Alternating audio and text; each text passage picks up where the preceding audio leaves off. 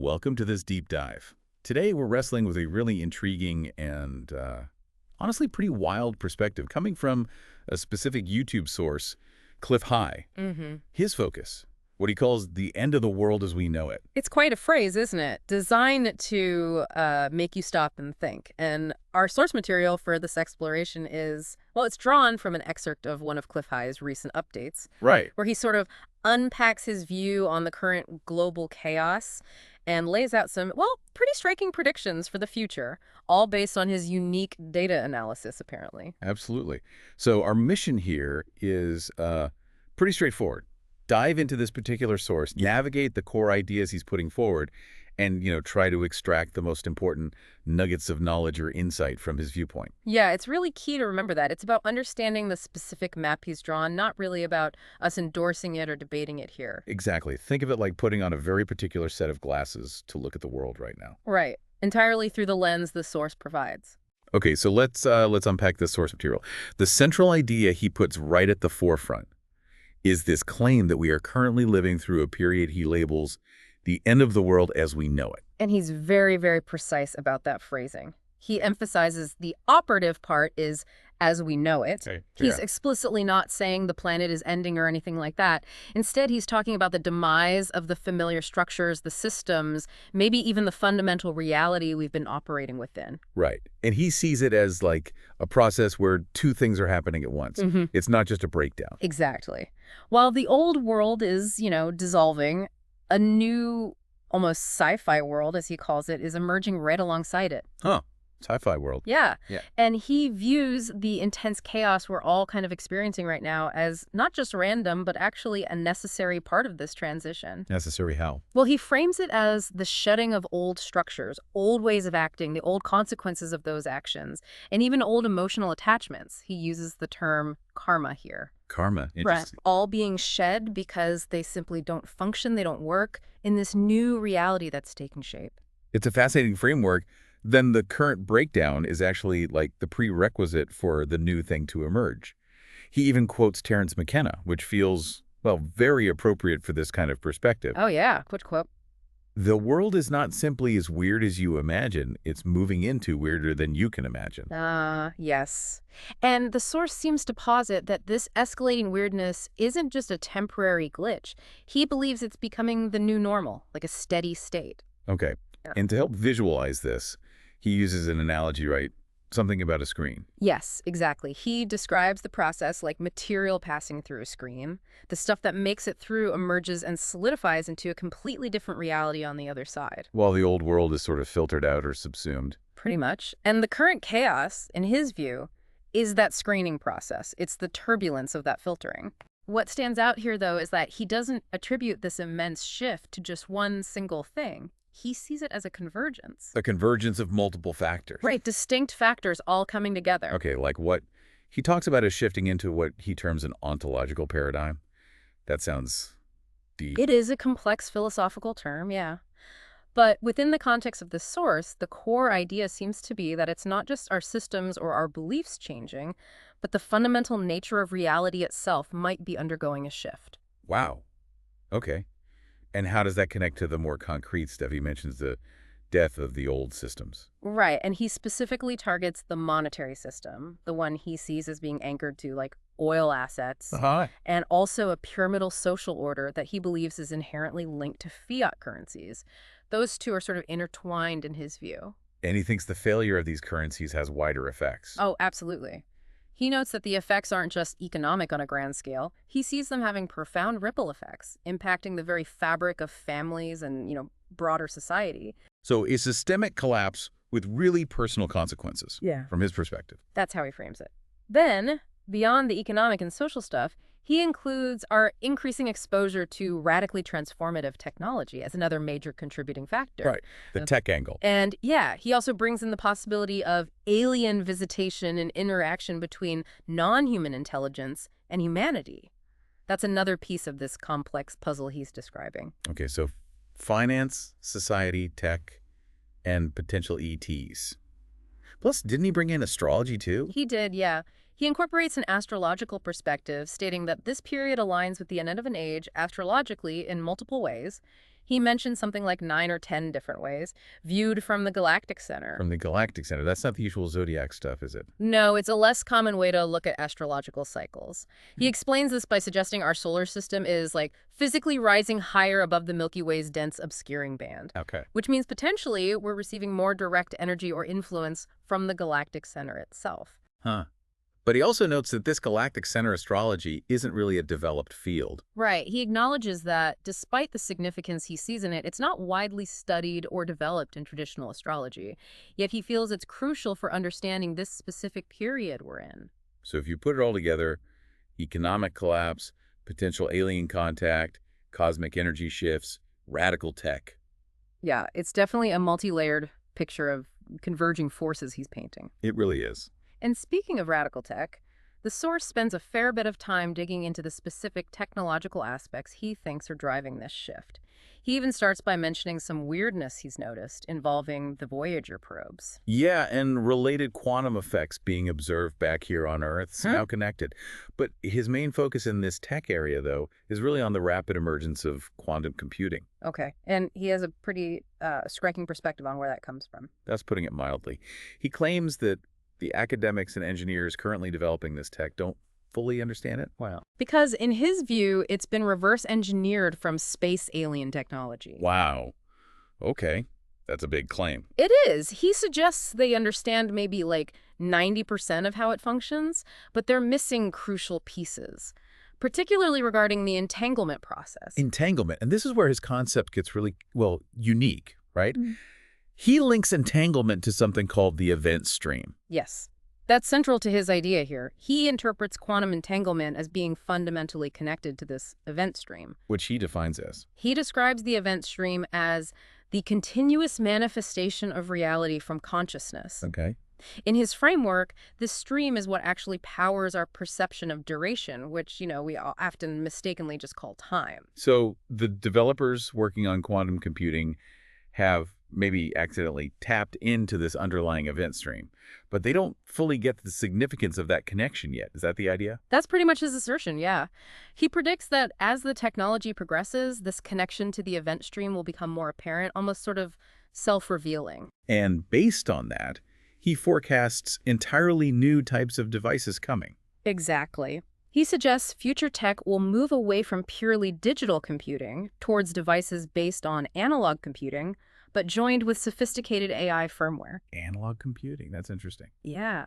And he sees these new devices as potentially acting as detectors for the event stream. Detectors for the event stream, like what would they do? Well, he paints this picture of devices, maybe even handheld ones eventually, allowing users to essentially peer into the event stream to get a sense of what's likely to manifest in reality before making decisions. Okay, that does sound pretty out there. He knows. He's very upfront and even acknowledges that this sounds like a goofy concept, as he puts it. But he maintains that the effects of this underlying connection are already being felt, even if we don't recognize them as such. And he frames this whole technological shift as us moving beyond even digital computing. Yeah, leaving it behind for this new quantum era. He envisions it leading towards smaller, perhaps chip-based quantum computers rather than the giant, complex systems we associate with it now. That kind of progression in computing power definitely fits with the idea of a sci-fi world emerging, like he describes. It does. Now, tied into all this, a concept that's absolutely fundamental to the source's view on how we perceive reality and, importantly, how we navigate decisions, especially during this chaotic period, is what he calls qualia. Qualia. Okay, I've heard the term, but how does he define it? He gives a very specific definition. He states that humans are essentially qualia-noting machines. Our whole experience of reality, he believes, is our reaction to this underlying event stream we just talked about. Reacting to the event stream.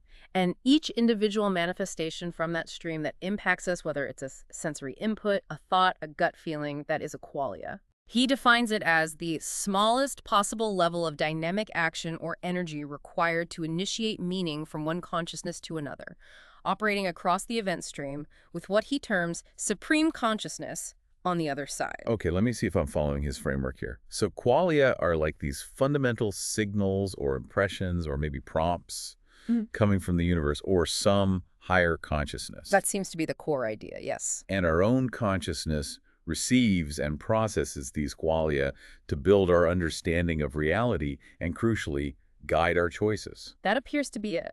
And he believes that as these quantum effects become more apparent, he calls it spooky computing, this understanding of qualia will become really crucial. He thinks it'll even infiltrate the tech world, requiring engineers to have a philosophical understanding, not just an engineering one. Which leads directly to his personal advice, right? For how individuals can actually navigate the chaos he's describing.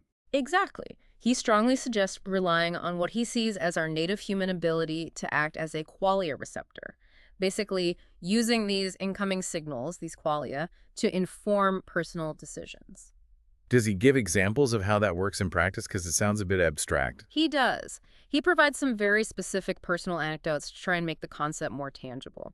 He talks about what he perceived as the universe bringing a gorgeous, young, charming, smart woman into his life named Heidi. Okay. And he interpreted her appearance in his life as a clear qualia, indicating a desired coupling, as he puts it. And did he get more signals? He says the universe continued to provide tons of qualia supporting this relationship as it developed. He goes on to describe discovering that Heidi is, in his view, very psychic and she's very prescient, and he came to believe that the universe speaks through her language choices. Speaks through her language choices. Okay. How does that connect? Well, this ties into a specific example he gives related to silver prices.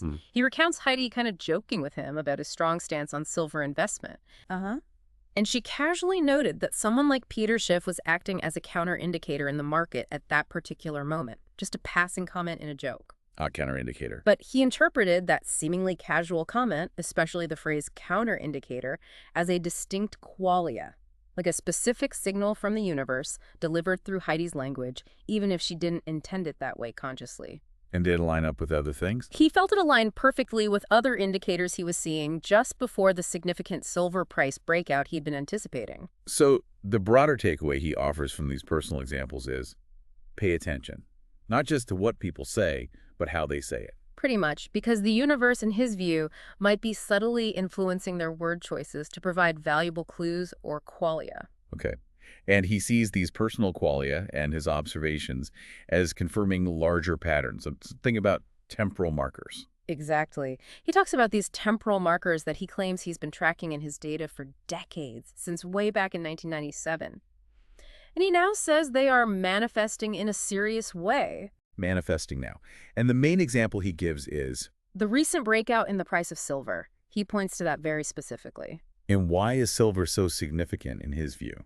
He considers this silver breakout a very key temporal marker, specifically signaling the start of a period marked by great chaos and unsettled conditions, particularly within the economic world.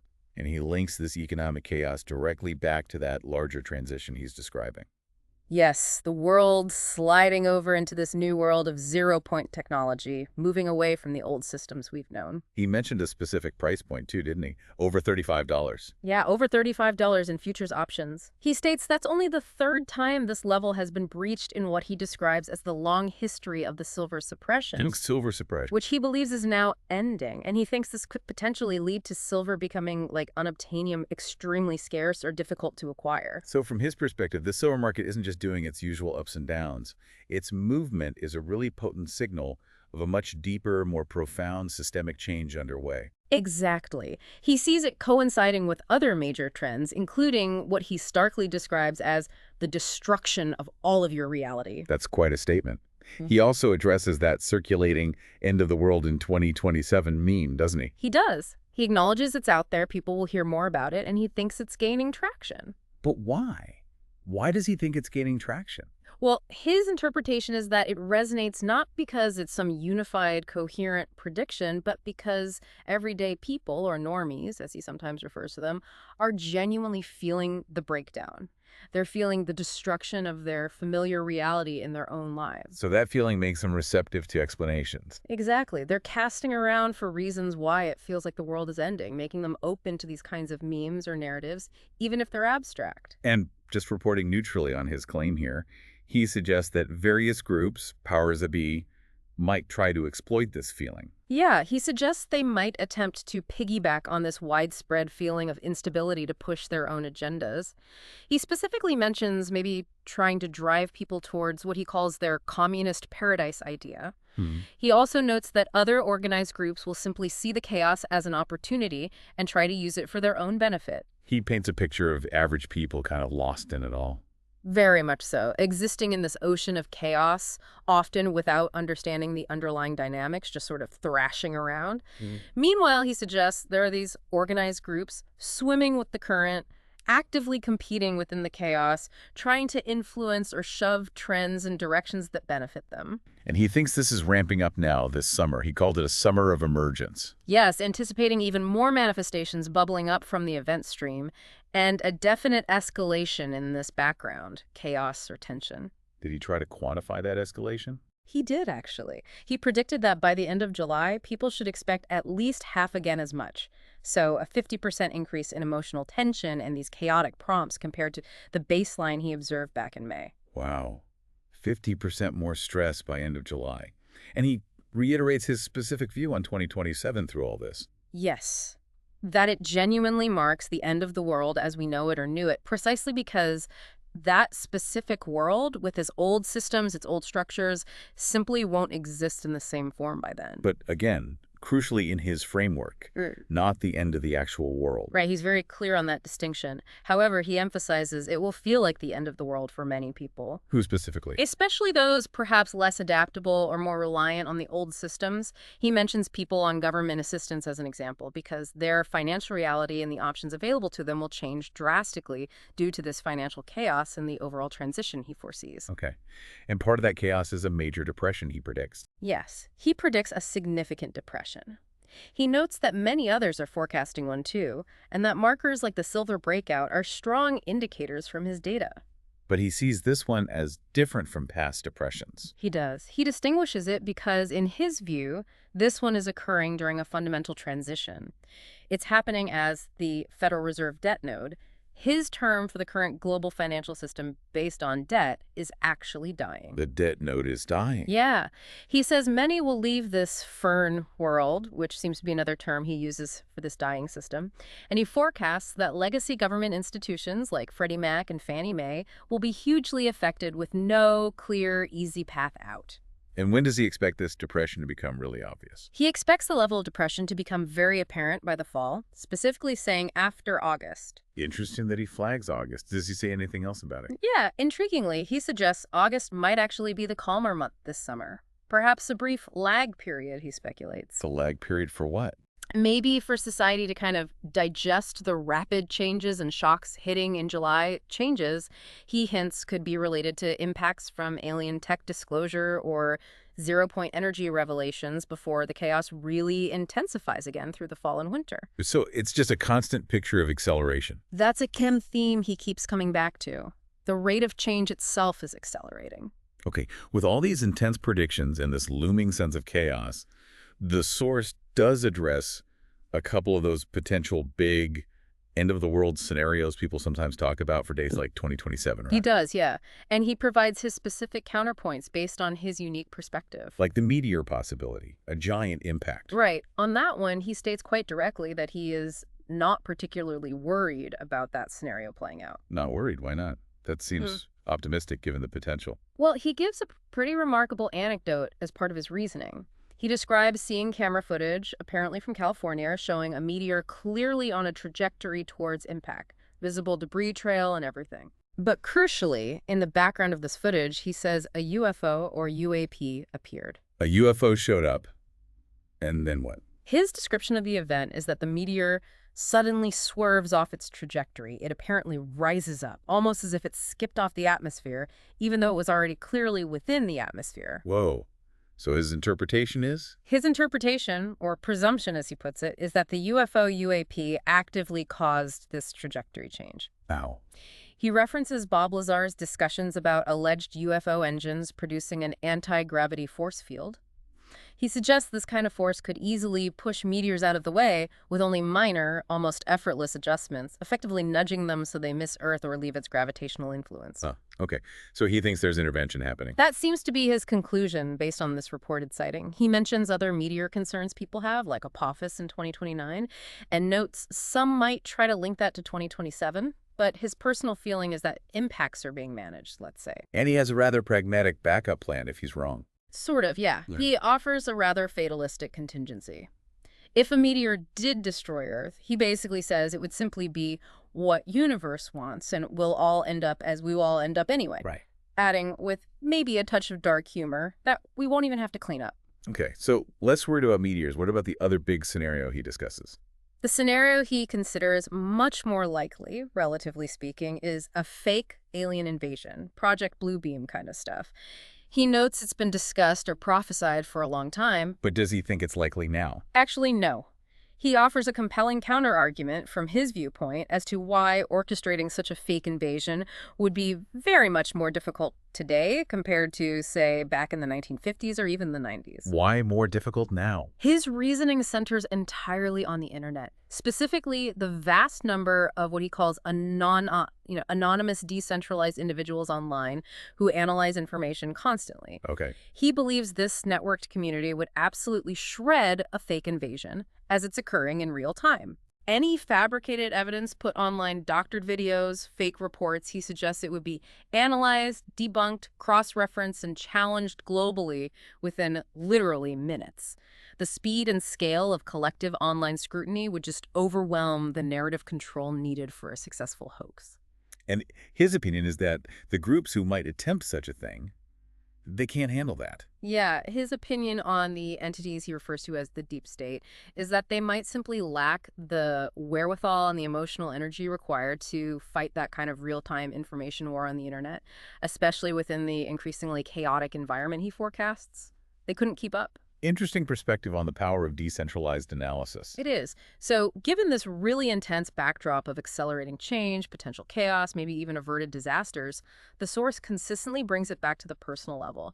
How should an individual actually navigate this period? Right. And his most emphatic advice, the thing he repeats multiple times, is the critical need to get your own personal stress reactions under control. Absolutely. He ties this directly back to his predictions. He argues it's necessary because of the escalating chaos and the accelerating rate of change he forecasts. Remember his prediction of 50% more stress prompts by the end of July compared to May? Yeah, hard to forget. So how does he suggest people manage that? His recommended approach is really about narrowing your focus initially. Start with your physical body, get that sorted, then focus on your mind, and only then work outwards to engage with the broader world from a more stable base. Body first, then mind, then outward. What does body first entail? Basically, prioritizing daily habits. Things like exercise, diet, maybe specific vitamins he thinks are helpful, and engaging in activities that actively reduce stress, whatever works for you, to help manage the stress hormones that he suggests are actually being amplified or triggered by the event stream itself during this period. So, getting biochemically organized, as he phrases it. That's the term he uses, yeah. The idea is it provides a necessary calm and stable base from which you can then face the unfolding changes without being constantly overwhelmed by physiological stress responses. Okay. And to summarize his overarching perspective one last time, he truly believes this sci-fi world isn't some distant future possibility. No, he says it's here, actively burbling up, establishing its fundamental realities right now. He feels we will be fully living within this new paradigm within just a couple of years. And his firm prediction for 2027 remains consistent. It is indeed the definitive end of the world as we know it or knew it. Precisely because the familiar systems, the economic structures, the social norms, the very realities we currently inhabit simply will not exist in the same form by then. Driven, in his view, by these monumental shifts related to zero-point energy tech, what he sees as alien tech influence, and fundamental alterations to our scientific understanding. So these sources, filtered through this specific and, let's face it, quite unique viewpoint, they paint a picture of an incredibly intense, chaotic period of transition ahead.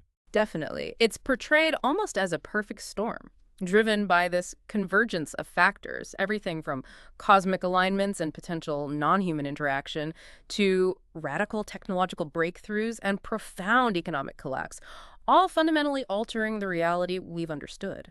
And within that predicted chaos, The source suggests that one of the most powerful tools available to individuals is basically learning to tune in better, tapping into our innate human ability to act as qualia receptors. Exactly. Using those subtle signals or intuitions, those qualia coming from the event stream, as a kind of personal guidance system for navigating through all the uncertainty he foresees. It really leaves you with something to consider, doesn't it? If, just hypothetically following this source's line of thought, if our reality is being continuously generated from some kind of consciousness-driven event stream, and if these emerging technologies are truly starting to interface directly with that stream, and maybe even with our fundamental perception of these qualia, then is our very understanding and experience of reality itself potentially poised for its own radical, maybe even sci-fi level transformation.